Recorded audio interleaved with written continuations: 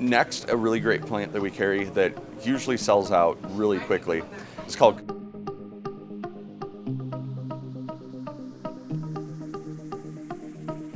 Welcome back to the Tye-Dyed Iguana.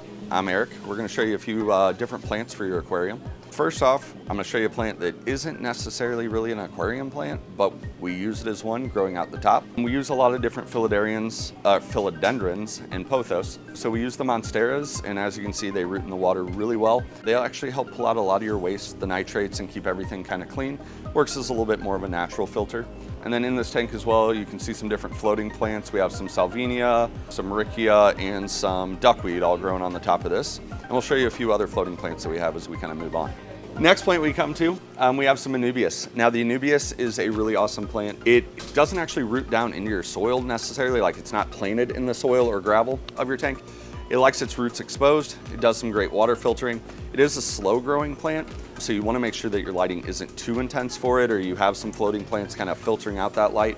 If the light's too strong, it'll actually grow more algae on the leaf faster than the plant can grow itself and kind of keep that away. So you want to make sure you don't get algae all over the plant and kind of cut it out. Another great plant in here that we have is hornwort. It works great for a lot of your stuff that's floating. It also like your tap water stuff, so any of your gar or like the butterfly fish, even some of your guppies and stuff that like to kind of hang out and lay their give birth in there. The babies have a place to hide, so it works really well for that. So speaking of anubias, while we're here, and I said how it doesn't root well, it does grow great on things, so rocks, wood, things like that.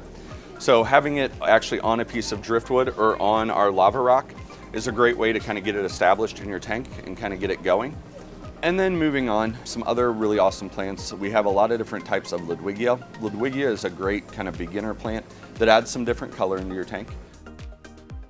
Another plant that's over here that is very hard for us to get is actually Bulbitis. This is the first time we've actually had it in the store. Kind of looks like Java fern, grows very similarly, has some really nice broad fern-like leaves.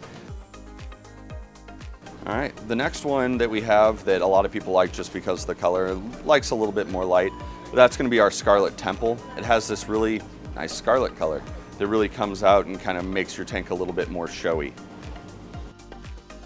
So going through, we do also like a lot of the different types of Vallisneria, which from my experience, it seems to be doing really well if you have like a sandy type substrate where a lot of the plants tend to kind of rot out. The Vallisneria does really well. Now in store right now, I do have the contortion Vallisneria, the corkscrew Vallisneria, the Italian Vallisneria, and jungle Vallisneria. All of them are cool. All of them kind of get different heights depending.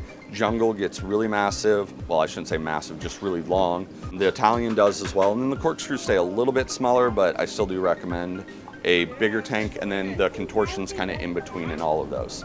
Next, a really great plant that we carry that usually sells out really quickly. It's called Kabamba. Now the green Kabamba is what we get in most frequently. Occasionally we get in the red. But with the green, it gets a nice dark green color and also gets some like metallic sheen to it. So it's really something to add a little kind of different dimension to it. And a lot of your small fish definitely like to hide in it. Another great plant that's a bulb plant that we carry, it's gonna be our red tiger lotus. It'll shoot up little kind of runners, look like lily pads. And they can flower in your tank, which is really cool. They'll shoot out a flower up near the top, but it adds a much diverse color into the tank. Kind of the reds and greens speckling that just looks really awesome. The next plant that we also carry that's very popular, it's very similar to the Vallisneria, stays quite a bit smaller, and that's going to be the dwarf Sagittaria. Again, works pretty well in a sandy substrate, but does great in like any of your pea gravel, smaller planted substrate as well.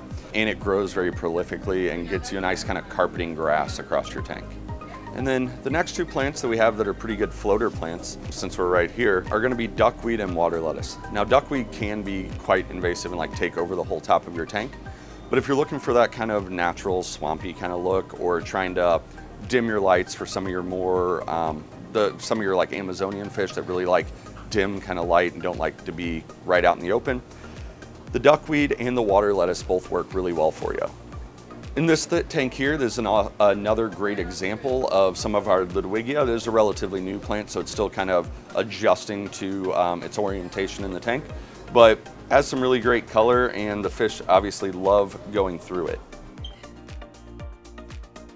Another really common plant that we do carry is Java fern. Now, Java fern doesn't like to be rooted. It's very similar to Anubias. It likes to root into things, whether it be rocks or driftwood, things like that. Works really great, and that's going to be this one here. And it does a really great at helping to filter the water as well. Next plant that I really like is pennywort. I'm personally setting up kind of an emergent tank. It likes to grow in the water, but it'll come up to the surface and will grow out if you have any like driftwood and things coming out. It's a really interesting plant, gets kind of chainy, has some really interesting foliage on it. Another nice foreground plant that would work for you guys is cryptocorn. Now, the cryptocorn I have in here right now, this is the brown went dye. It is really cool, and these are small little starts. It does grow very prolifically, gives you a nice kind of mat across the tank, and does well in almost every kind of situation in your tank, as long as you don't have a bunch of herbivores in there. So that's a really awesome one too.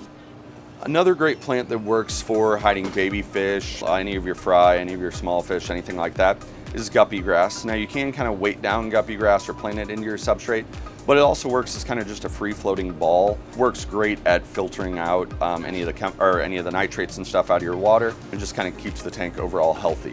Speaking of that Java fern that we talked about a little bit ago, we do have some of the Java fern already mounted onto some wood for you. That works really well, so a great place to start with your Java fern if you do put it in your tank.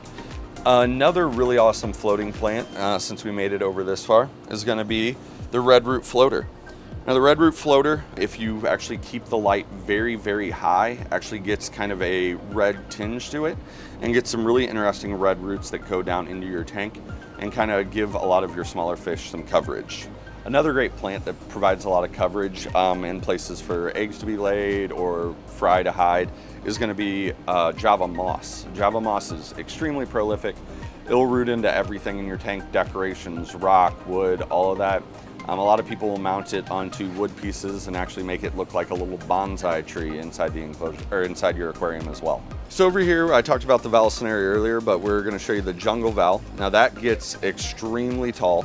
I've seen it come in like over 4 foot when we've gotten it, but I know it can get much longer than that. So if you have a really tall tank and you're trying to fill some space and make it seem very like river, riparian area, it does really awesome. We also have some different swords in here, Amazon swords, ruffles, all kinds of stuff in here. And then another bulb plant that I like quite a bit is going to be the Apongitons. Right now, I think all we have in is the Madagascar lace Apongiton. Those guys get some really intricate leaf structure. It's made for them primarily in high flow water areas, so the leaf doesn't cause a lot of resistance. But we also get in the Boivianus and the Olvaceus quite frequently too, which get some really awesome thick leaves that just add a whole different thing to your enclosure. Just makes it look a little bit different, not something you see every day. And one last plant that we do have a lot of people interested in is actually a Grappapilia moss. It's similar to the same moss that you get actually in a moss ball. It's just not in that ball form. And that is going to be this one here. Shrimp definitely love to kind of climb through it and forage in it. So it's one I recommend for a shrimp tank for sure. All right, guys, so that's it for the plants that we currently have in stock. Our plants do change weekly though. So if there's something you're looking for, definitely stop on in, see if we have it. Otherwise, let me know and I can see if I can find it. You guys have a great rest of your day, and we'll see you next time.